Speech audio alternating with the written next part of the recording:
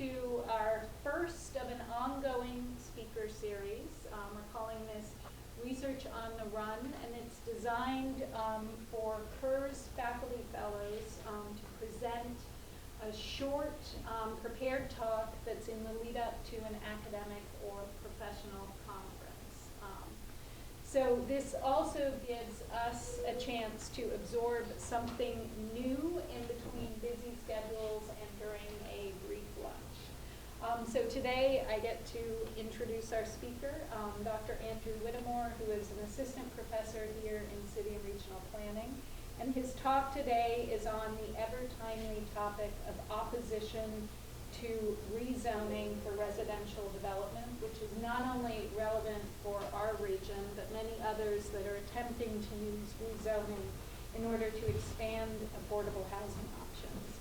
So after Andrew's presentation, there will be plenty of time for questions and discussion. There's drinks and dessert in the back, so grab something and enjoy our quick presentation. Okay, thank you, Nicola. All right, so I'm going to be talking to you about opposition to housing in a suburban county, causes, consequences, characteristics, and consequences. So why study opposition to housing? Public participation in planning processes is widely held to be a cornerstone of equitable decision making, right? Going back for decades now, it's kind of foundational in how we make any planning decision. So it's problematic then that a lot of scholarship traces shortfalls in housing production to the nature of public participation in land use decision making, particularly decisions relating to residential zoning. The most important scholar here is Bill Fischel. He's an economist at Dartmouth.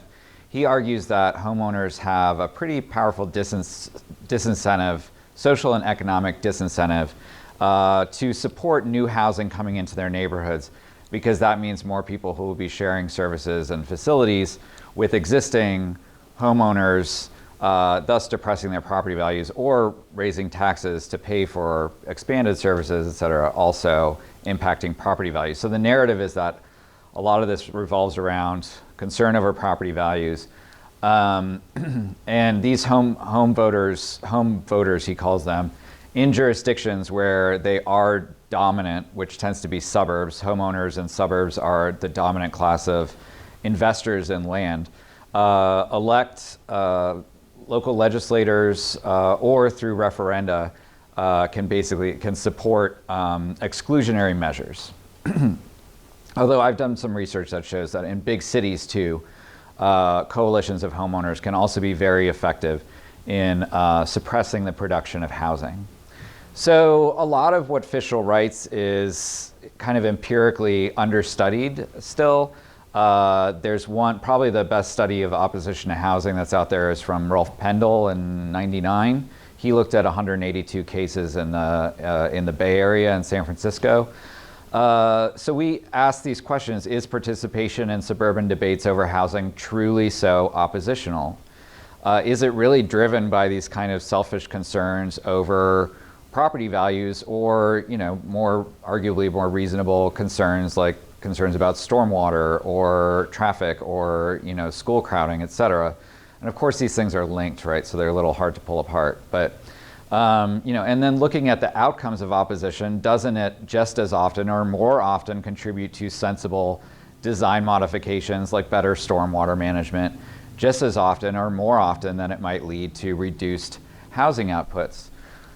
So during my research leave, went over 3 decades of comments made by 994 individuals, not necessarily unique individuals, at Planning Commission meetings, specifically regarding 330 residential rezonings out of a 707 total residential rezonings considered in this county during those 3 decades.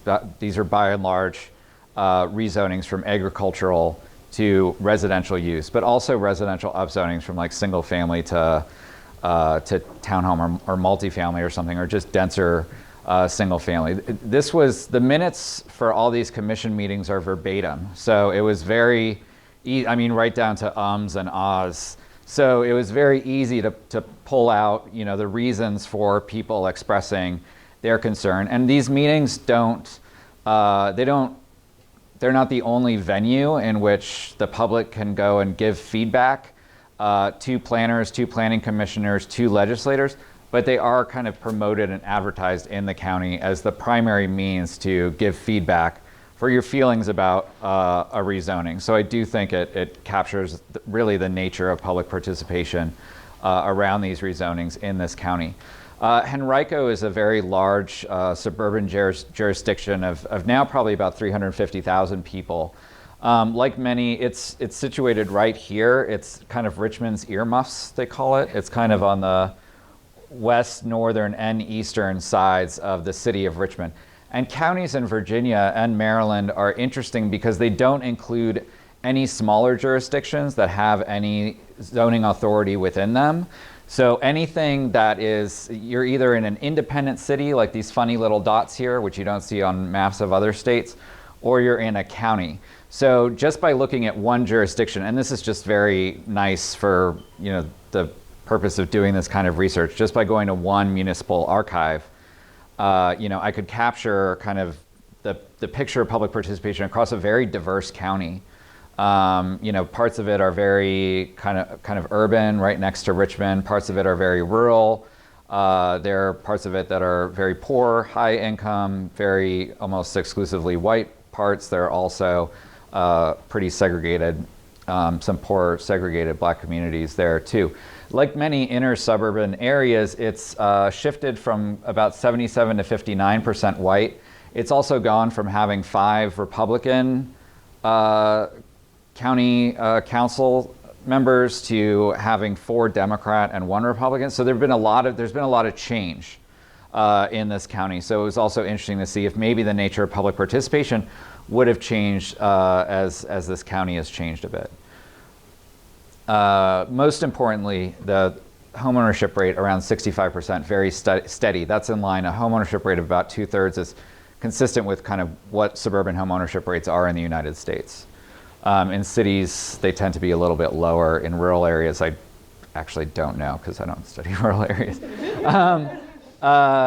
So the first part of this was to look at all the comments and basically code them as concerned or saying something supportive, and then note kind of the reason for their opposition or support. So we found that of these 994 individuals' comments, 86% expressed concern about some impact, only 13% had anything positive to say.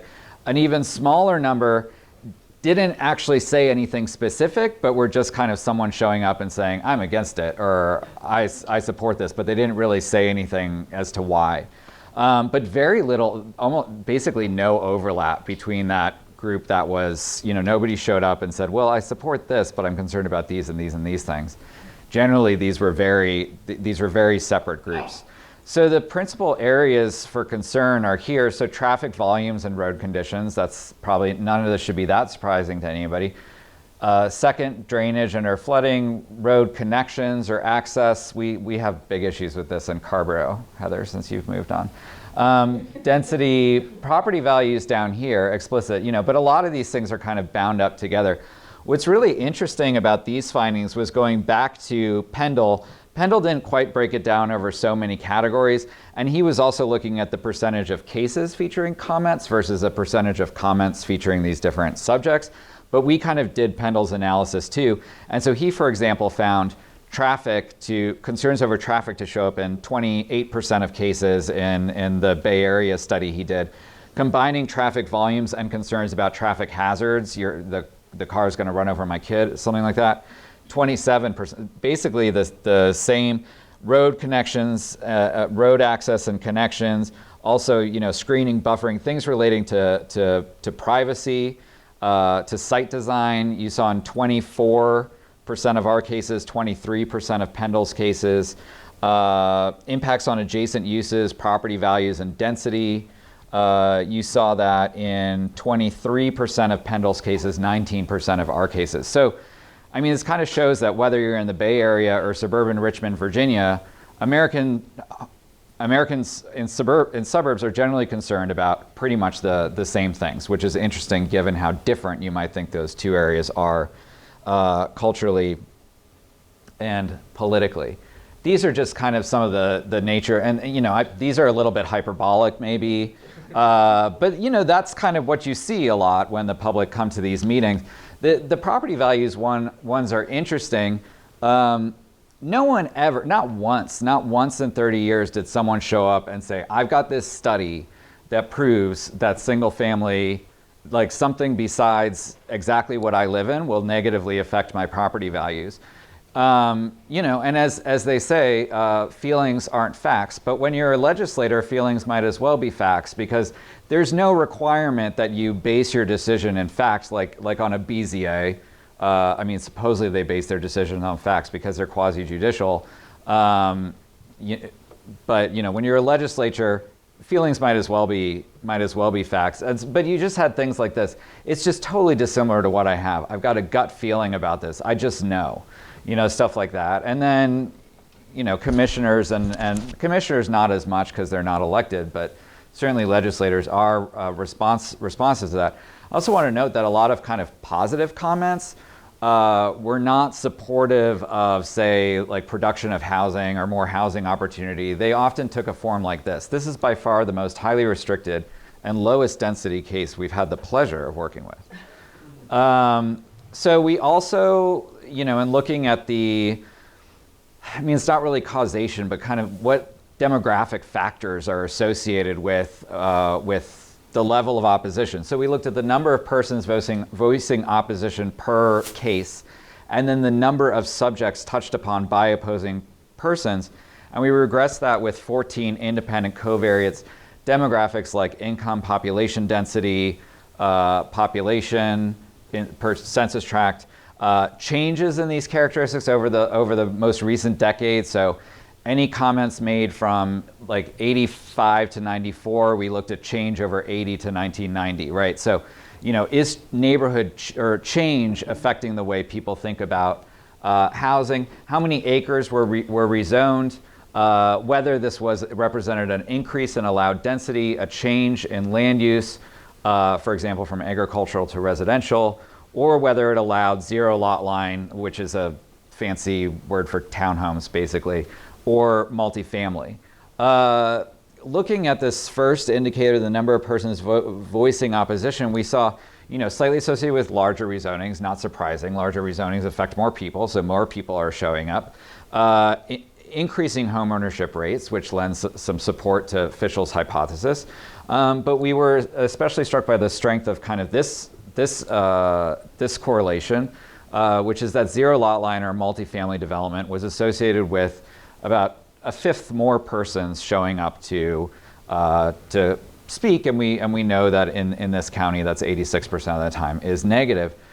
Even more interestingly, maybe, the number of subjects discussed by opposing persons was associated with larger populations and increasing densities, but the strongest association here was increasing racial diversity, for a 10% decrease in the proportion that was white over the previous decennial census period. Basically, a third more subjects were touched upon. And this is really interesting because if you're familiar with William Riker's theory of political behavior, which is basically the idea that rational political actors, savvy political actors, will frame the debate so you can win. So if you are opposed to housing because you don't like the profile of the person who's going to live there, and very often in this county, people did come right out and say low-class people, low-income people, bringing crime, etc. Only one time in 30 years did anyone ever straight up come out and say, this is going to appeal to black people, and I don't want that in my neighborhood. But you always have the option of picking a less controversial reason, right? So maybe you're opposed to black people coming to your neighborhood, but this would also result in the removal of trees. So I'm going to talk about tree removal and stormwater and traffic impacts because I don't want people to see me as a racist, right?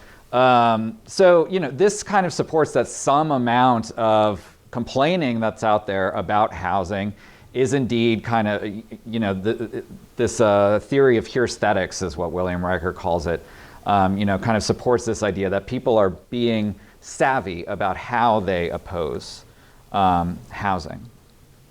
So then consequences. There were 707 of these rezonings. And virtually all of them were approved in this county. So at first glance, it doesn't look like they had much of an impact. But then still, even if you look at what was approved versus what's not, 80% of the rejected rezonings attracted comment. Less than half of the approved ones rejected comment. So, and this is a statistically significant, very significant difference. So there is some, impact on this, on not the commission. This is the legislature, whether or not they approve something based on, what the nature of public participation was at the Planning Commission.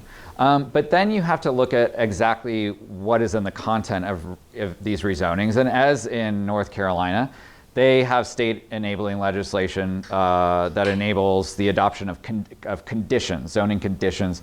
In Virginia, they're called proffers because the idea is that the developer is voluntarily proffering these things as a condition of approval, although many developers in Virginia will say that it's volunteering with a gun to your head. A lot of hyperbolic language in like development and land use. So 90% of approved rezonings were proffered. Only about half of proffered, only about half of proffered rezoning, over half attracted comment. Only 11% of unproffered rezonings attracted comment. So what are these conditions doing? Despite the focus on traffic and environmental impacts, the most frequent kind of proffers you see are ones related to reducing density.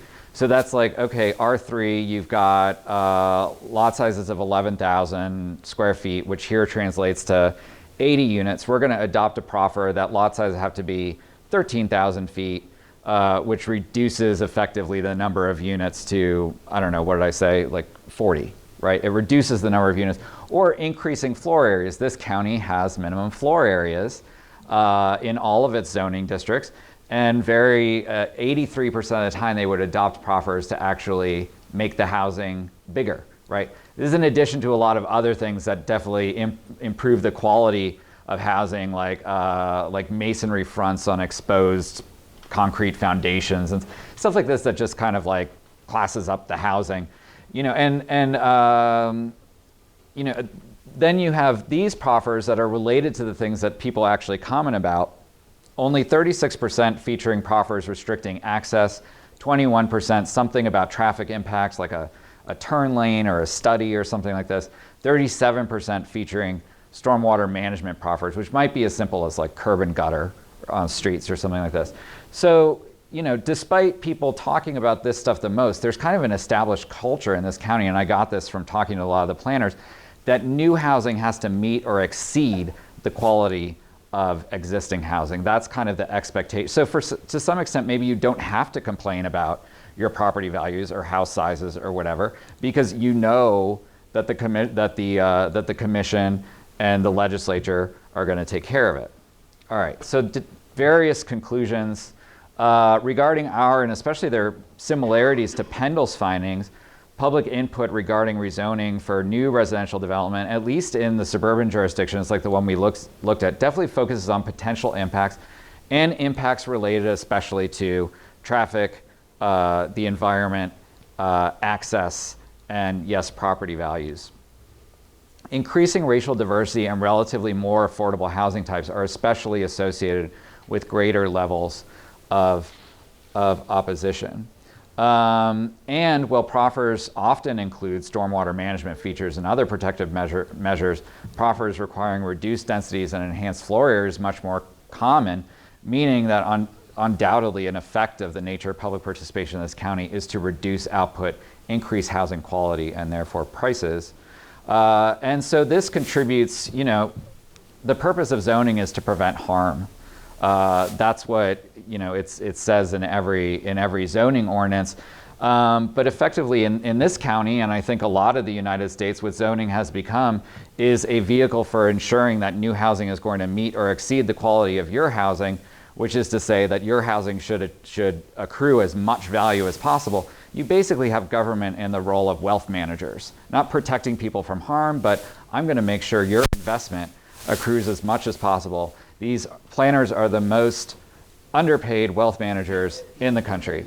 Public participation should remain an indispensable element of any planning process, but given its very cynical nature, I think in a lot of settings and its effectiveness in reducing housing output, it's likely up to higher levels to check the axis of suburban zoning practices, as has occurred little by little in a lot of states, Massachusetts 40B, Mount Laurel in New Jersey. If you follow anything about what's going on in California right now, there are all these efforts to basically have the state go in and upzone around transit because local governments just aren't willing to do it. And every local government, you know, even if they do feel something drastic should be done about the housing crisis, even a big city like LA is writing to Sacramento and saying they don't support this legislation because they have to, because they're, you know, attentive to this kind of parochial culture. So I don't think you're going to get any solutions to the American housing crisis from the local level. It's going to come from the state or the federal. Elizabeth Warren has talked about zoning. Might be the first time ever that a presidential candidate has done that. So, yeah. All right. Oh, it was published. If you want to go read it, there it is.